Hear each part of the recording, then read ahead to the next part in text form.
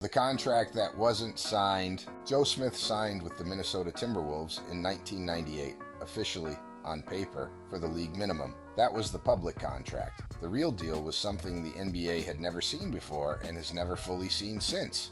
And when it unraveled, it cost Minnesota 4 of their next 5 first-round picks and destroyed the infrastructure around the best player they ever had before he could use it. One contract on this list did more damage than any of the others. The answer comes at the end, and the most damaging contract on this list was never officially signed. Kevin Garnett was 22 years old and the franchise centerpiece. The front office wanted to build around him. They needed a center. They couldn't afford Joe Smith at market value because Garnett's max contract ate the cap. So Minnesota owner Glenn Taylor and general manager Kevin McHale constructed a secret arrangement. Smith would sign for the minimum publicly, while the team promised him a future max contract worth $86 million over 7 years once the cap situation cleared. A gentleman's agreement, ink on paper for one number, a handshake for a completely different one. The NBA found out. The investigation took months. The league concluded the arrangement violated salary cap rules and competitive balance, that Minnesota had effectively circumvented the cap to assemble a roster they couldn't legally afford. The punishment was historic. Minnesota lost 5 draft picks, Kevin McHale was suspended, Glenn Taylor was fined $3.5 million. The franchise that was building around Kevin Garnett had its future stripped away before Garnett hit his prime. Word around the league was that the arrangement wasn't unusual, that handshake deals and quiet promises existed across multiple organizations during that era, but that Minnesota had been sloppy enough to leave a paper trail and careless enough to believe the league wouldn't look closely. That the punishment wasn't just about Minnesota, it was a message sent to everyone else who thought they could do the same thing. Joe Smith played 2.5 seasons in Minnesota and never got the $86 million. The Timberwolves lost 4 of their next 5 first-round picks. The handshake deal that was supposed to build a dynasty destroyed the infrastructure around the player. It was trying to help. Garnett eventually made the conference finals, but not in Minnesota. The $86 million ghost, Anfernee Penny Hardaway, was the best player on earth for about 18 months. 1993 to early 1996. He was 6'7", could handle like a point guard, pass like Magic Johnson, and defend like a wing. He was 23 years old, and the Orlando Magic had him alongside Shaquille O'Neal. The conversation was already about dynasties. Shaq left for LA in 1996. Penny's knees started going the same year. By the time Phoenix gave him 7 years and $86 million in 1999, he had played 4 full healthy seasons in his entire career. Phoenix handed a max contract to a 27-year-old coming off microfracture surgery on a knee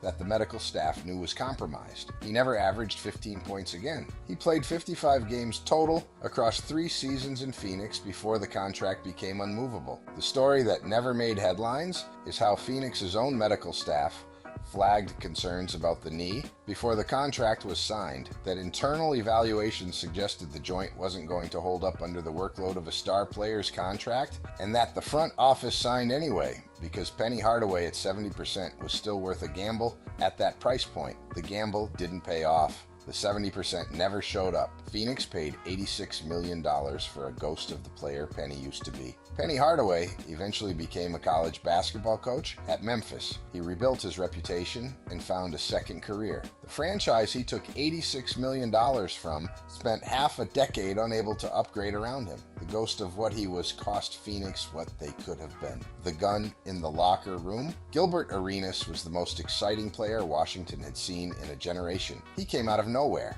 Undrafted in 2001, clawed his way onto rosters, and by 2005 was averaging 25.5 points per game on one of the coldest shooting streaks the league had ever seen. He called himself Agent Zero. He was appointment television. And in 2008, Washington gave him 6 years and $111 million.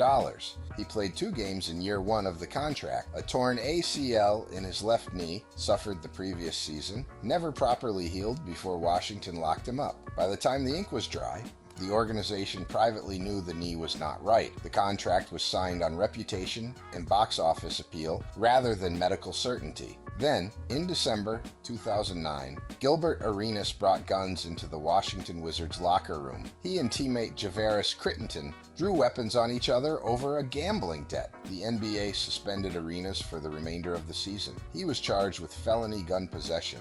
He pled guilty. He was sentenced to 30 days in a halfway house and 2 years of probation. He played 73 more NBA games after the incident. Washington was paying $111 million for a player who showed up to work armed. Ask anyone inside that Washington organization during those years, and they'll tell you the gun incident wasn't the beginning of the problems, that the locker room culture had been deteriorating for 2 seasons before it erupted in December. That leadership had ignored warning signs, because the gate revenue Arenas generated made the conversations easier to avoid than to have. Washington never recovered. The contract didn't expire until 2013. The franchise spent 5 years in NBA wilderness, paying full salary to a player whose career was effectively over at 28. The Malice Premium. Jermaine O'Neal was a legitimate all-star. 6 times between 2002 and 2008. He averaged 20.8 points and 10.0 rebounds for Indiana in 2003 to 2004. He was 25 years old. Indiana gave him a maximum contract that year. The deal was justified. Then November 19th, 2004 happened. The Malice at the Palace.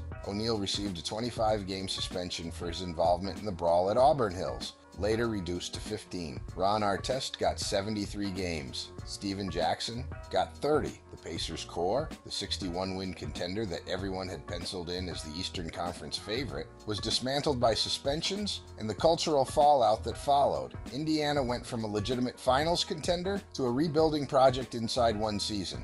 O'Neal's knees began failing shortly after. He played 55 games or fewer in 3 of the next 4 seasons. The max contract Indiana had signed before the brawl became an anchor around a franchise that was trying to rebuild from a catastrophe they hadn't anticipated. The money kept going out. The production kept declining. The playoff window that should have lasted a decade lasted 2 more years. The Malice took the culture, the knees took the player, the contract took the cap space. Indiana paid for all 3 simultaneously. The trade that escaped one disaster into another. Rayshard Lewis signed with the Orlando Magic in 2007. 6 years, $118 million.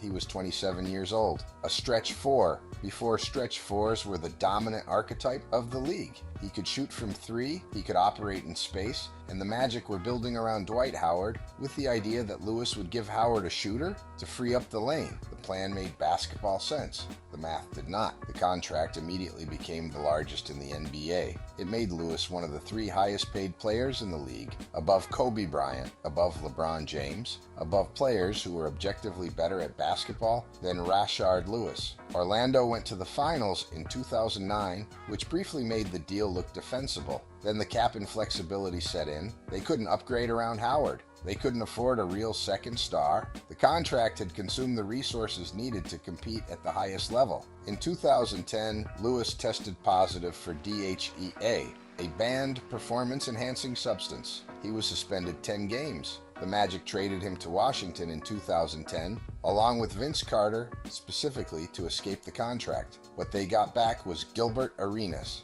out of one disaster into another. The Magic paid $118 million for 3 playoff runs and 1 finals appearance. The window that Lewis was supposed to extend lasted until the contract became too heavy to move. Then Howard left too.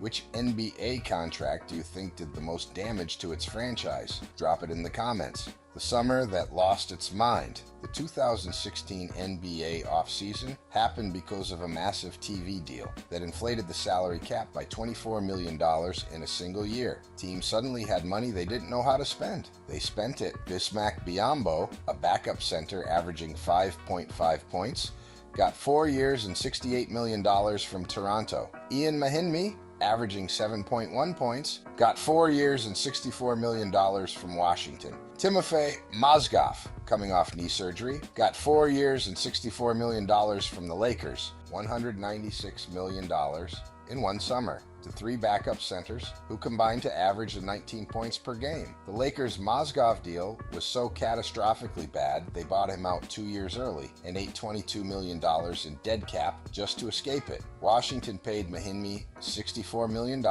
and he played 29 games across the life of the contract before injuries ended his career. Biyombo took his $68 million and was out of the league 3 years later.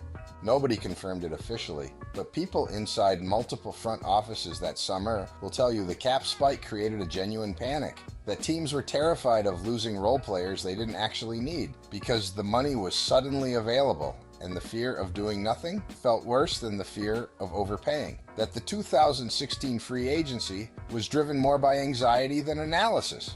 The 2016 summer didn't break one franchise. It broke 7 simultaneously. The cap spike that was supposed to benefit everyone created a feeding frenzy that teams spent the next 4 years trying to recover from. The night the fans cheered a franchise's death. Jim McIlvaine was a backup center. He averaged 3.8 points and 3.0 rebounds per game over his career. He was 7 feet tall and could block shots and stand near the basket. That was it. That was the whole resume. In 1996, the Seattle Supersonics gave him 7 years and $33 million. The Sonics had just been to the finals. Gary Payton and Shawn Kemp were the core. McIlvaine was depth. Shawn Kemp found out what McIlvaine was making, the exact number. He discovered that a backup center who averaged under 4 points per game was suddenly earning more than him. Kemp, a 4-time All-Star, the most explosive player on a finals team. Kemp demanded a raise. Seattle refused. The relationship deteriorated immediately and completely. By February 1997, Kemp had forced his way out. Seattle traded him to Cleveland for Vin Baker. The McIlvaine contract didn't just lose Seattle a star, it triggered a chain of events that dismantled the entire franchise. One bad deal to a backup center drove out a generational athlete, started Seattle's decline, and introduced a replacement whose story was about to get darker. Vin Baker. Vin Baker arrived in Seattle as part of the trade for Shawn Kemp, and on paper, he was a reasonable return. 4-time All-Star, averaged 21.1 points and 8.8 rebounds in 1996 to 97. He was 26 years old and still seemed to be ascending. Seattle had taken a loss on Kemp, but they'd gotten a genuine talent back. For about one season, it looked like the deal might work. Baker was an alcoholic. He had been struggling with alcohol long before Seattle, but the trade and the pressure of replacing a fan favorite in a city that hadn't wanted the trade accelerated everything. He showed up to games impaired. He gained significant weight. His production collapsed from 21 points to 13, then to 9, then to 4. Seattle extended him anyway during the decline, ultimately paying him $86 million across the contracts. He played 52 games across his final 2 Seattle seasons. The story that never made headlines during his Seattle years is how many people inside the organization knew the extent of the problem and chose to protect the investment rather than the person, that the decision to extend Baker's contract came despite internal awareness of how serious the alcohol dependency had become, and that the calculus was financial rather than human. He eventually got sober. He became a Starbucks employee in Seattle, the city that paid him $86 million, and later a barista trainer and then a store manager. The most human story on this list. McIlvaine's contract cost Seattle Shawn Kemp. Kemp's exit brought Vin Baker. Baker's contract cost Seattle the rest of the decade. The chain started with a 3.8-point center and ended with a franchise that never contended again before the team left for Oklahoma City. The contract they couldn't escape. Carmelo Anthony demanded a trade to New York in 2011. The Knicks gave up Danilo Gallinari, Wilson Chandler, Raymond Felton, Timofey Mozgov, and 3 first-round picks to get him. Then they gave him 5 years and $124 million to stay. Carmelo averaged 24.7 points per game across his Knicks career. The Knicks finished below .500 in 4 of his 6 New York seasons. He never led them past the second round. Phil Jackson arrived as team president in 2014 and immediately signaled he didn't believe in Carmelo as a fit for the triangle offense. Carmelo didn't believe in the triangle. The relationship was publicly dysfunctional from the first training camp. Jackson called him Mello, dismissively in press conferences. Mello called out Jackson's system publicly. The franchise was paying $124 million for a player the president of basketball operations didn't want, in a system the player refused to learn. Nobody confirmed it publicly, but people inside that Knicks organization will tell you Jackson's endgame, from the moment he arrived, was to move Carmelo, that every public slight was a calculated attempt to make the relationship untenable enough that Carmelo would waive his no-trade clause, that it worked, and that by the time Carmelo finally agreed to go to Oklahoma City in 2017, both sides had so thoroughly damaged each other that the trade return was minimal because every team in the league knew how badly New York wanted out. New York wasted 6 years and $124 million on a player nobody in power wanted to build around. The contract didn't just block flexibility, it trapped a franchise inside a dynamic where the front office and the franchise player were working in opposite directions. That's the most expensive kind of bad contract. Not just money, but 6 years of institutional dysfunction. Which franchise do you think has never recovered from a bad contract? Drop it in the comments. The $193 million question. Zion Williamson was the most physically gifted prospect the NBA had seen in a decade. 6'6", 280 pounds, moving at a speed that made defenders look like they were standing still. He was the first overall pick in 2019. He averaged 27.0 points on 61.1% shooting in his second season. Numbers that put him in conversation with the most efficient scorers in league history. He was 20 years old. New Orleans had a franchise player. They signed him to 5 years and $193 million in 2022. He has played in 45% of the Pelicans' games since they drafted him. In 6 NBA seasons, Zion has played 30 or fewer games 4 separate times. His career high in games played is 70 in 2023 to 24. In his other 5 seasons combined, he played 149 games total. The Pelicans built their entire franchise identity around a player who has been available less than half the time. The $193 million contract includes weight and body fat percentage clauses, salary reductions if he doesn't maintain specified physical benchmarks. The league has never seen a max contract with that language before. New Orleans negotiated escape hatches because they had to. The contract was a gamble they couldn't afford not to take, and a gamble that has not paid off. Nobody confirmed it publicly, but people inside that Pelicans organization will tell you the 2022 extension was driven as much by small market fear as it was by basketball conviction. The front office privately debated the injury risk at length and concluded that letting Zion walk in restricted free agency was more dangerous than absorbing the downside of the deal. That they signed the contract knowing the injury history was alarming and believing they had no real alternative. The escape clauses were their hedge. The hedge has already been triggered. The most expensive question mark in NBA history. The talent is real. The availability has never matched the contract. And New Orleans is still waiting for the version of Zion Williamson that justifies the paper they signed in 2022.